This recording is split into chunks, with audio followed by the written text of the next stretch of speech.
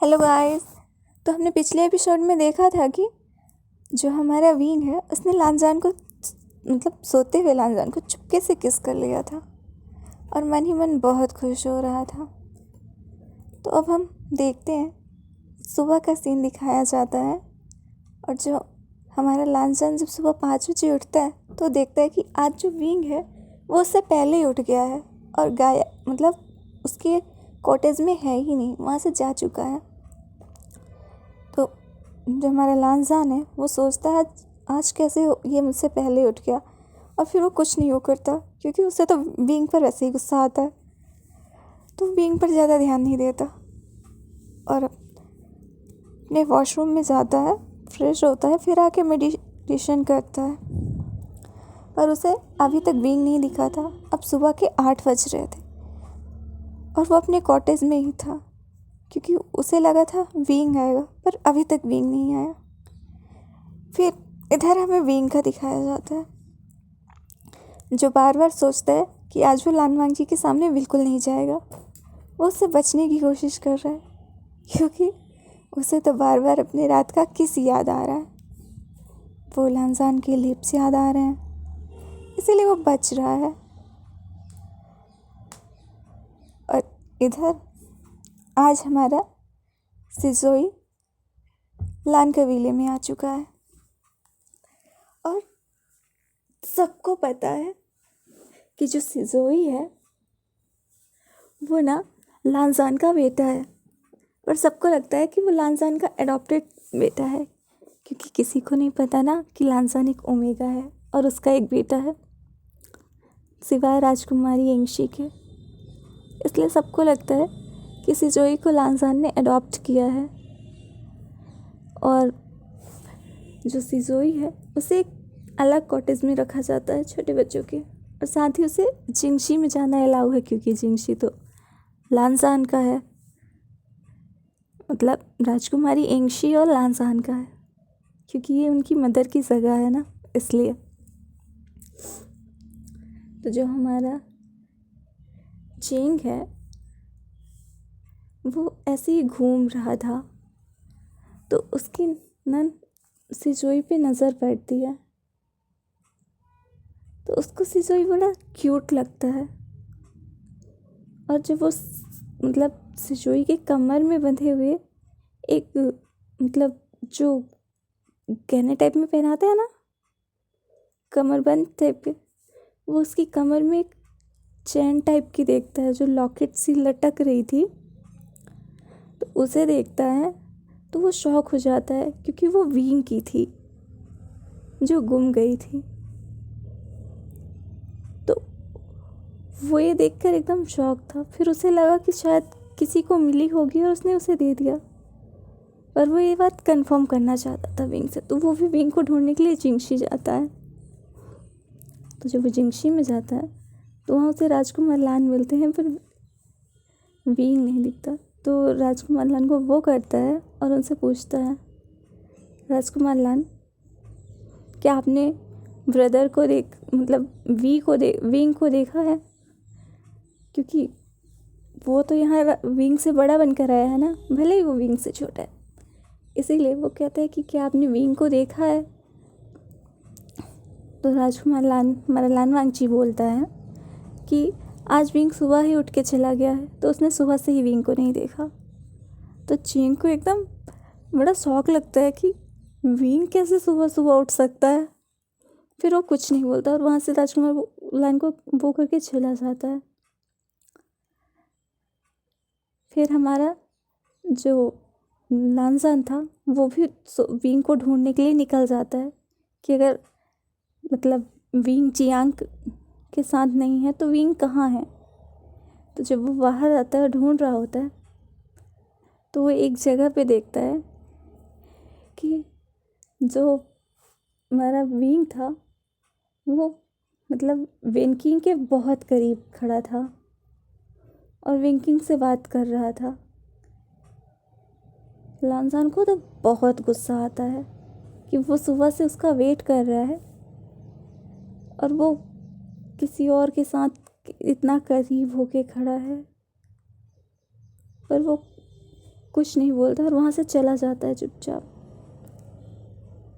और तभी उससे मीनहुई मिलती है और वो राजकुमार लान को वो कहती है और फिर वो उससे कुछ मतलब सेक्ट के रिलेटेड बातें करने लगती है, कुछ फाइटिंग स्किल के बारे में बातें करने लगती है। तो लानजान भी एकदम उसकी मतलब विंग को भूल कर मीनहुई पर ध्यान देता है, उससे बात करने लगता है। तो जो हमारा विंग है उसी वक्त उसकी नज़र लानजान पे जाती है जब लानजान और मीनहुई आपस में बात कर रहे थे। तो फिर विंग मन में सोचता है वैसे तो ये किसी से बात नहीं करता, पर जिन राजकुमारी से कैसे बातें कर रहा है, कितने आराम से बातें कर रहा है। क्या इसे राजकुमारी जिन पसंद है? सोचता है नहीं नहीं नहीं, इसे कैसे पसंद हो सकती है। फिर उसका अगला मन कहता है पसंद हो सकती हैं, ये कितनी खूबसूरत है और एक अच्छे कबीले से भी है तो पसंद हो सकती हैं। और ऐसे भी वो एक ओमेगा है और लानजान एक अल्फ़ा है। तो विंग ऐसे ही सोचता है और थोड़ा सा अपसेट हो जाता है। फिर वो विनकिंग से जो दवाइयों के बारे में बातें कर रहा था, मतलब जड़ी बूटियों और औषधि के बारे में, तो उन्हीं के बारे में फिर से बातें करने लगता है। तो अब हमें पता चलता है कि हमारा विंग और विंकी इतने नज़दीक खड़े होकर दवाइयों के बारे में बातें कर रहे थे, ना कि किसी और चीज़ के बारे में। फिर अब हमें क्लास का दिखाया जाता है जहाँ सारे बच्चे कक्षा में बैठे थे और लानजान की जो बगल वाली सीट थी वहीं पर मीनहुई बैठी हुई थी। मतलब क्लास में कोई ओमेगा और अल्फा वाला भेदभाव नहीं था, इसलिए मीनहुई लानजान के करीब बैठी थी और वो लानजान से बातें कर रही थी। और लानजान को भी मीनहुई पसंद आई थी क्योंकि एब्सोल्युटली वो एक ओमेगा है। भले ही वो सबके सामने अल्फा बनने की कोशिश करता है, वो एक ओमेगा है और ऊपर से मीनहुई भी एक ओमेगा है और मीनहुई उसके साथ बहुत अच्छे से बातें कर रही थी और वही बातें करती थी जिनमें लानजान का इंटरेस्ट है। मीनहुई कोई रूल्स भी नहीं तोड़ती थी, इसलिए एब्सोल्युटली वो उसे पसंद थी, वो उसे अच्छी लगी, मतलब एक दोस्त की तरह। और वो उससे बातें कर रहा था और हमारा विंग तो जल बुन के राख हुआ जा रहा था उन्हें देखकर। उसे पता नहीं क्यों इतना गुस्सा आ रहा था, वो खुद नहीं जानता था कि उसे गुस्सा क्यों, पर वो उन दोनों को करीब नहीं देखना चाहता था। पर बेचारा करे भी तो क्या करे।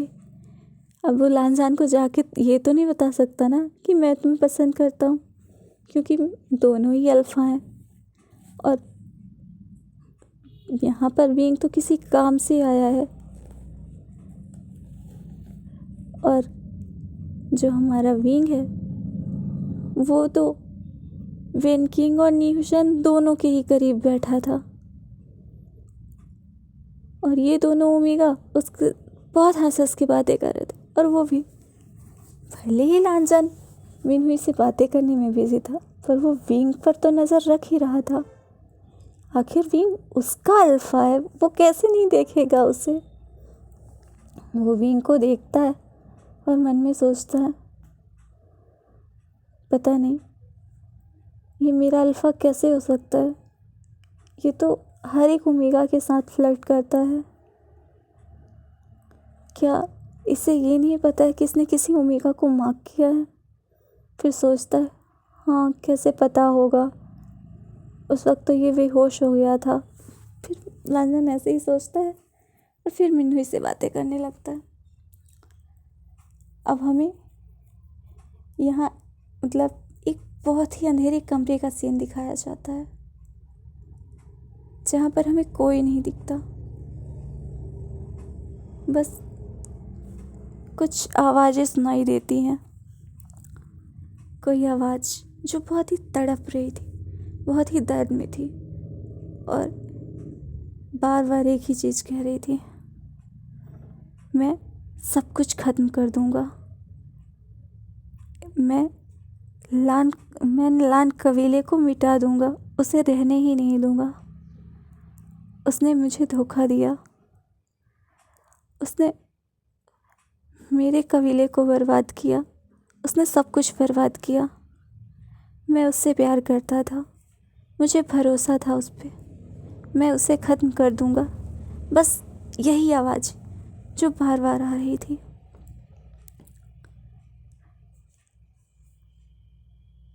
और अब हमें जिंगशी का दिखाया जाता है, जहाँ हमारी लान राजकुमारी यंगशी बहुत ही परेशान थी और वो पता नहीं किस बारे में सोच रही थी और वो सोच सोच कर परेशान हो रही थी। फिर वो अचानक से एक सेवक को बुलाती हैं और एक लेटर टाइप का जो मैसेज होता है वो उस सेवक को देती हैं और उससे कहती हैं कि इसे ले जाकर महाराज को देना और उनसे कहना कि इसे मतलब सारे काम छोड़ के सबसे पहले इस काम पर ध्यान दें, मतलब जल्दी करें। इंगशी इतना ही कहती है और बैठ जाती है और वो सेवक वहाँ से चला जाता है। अब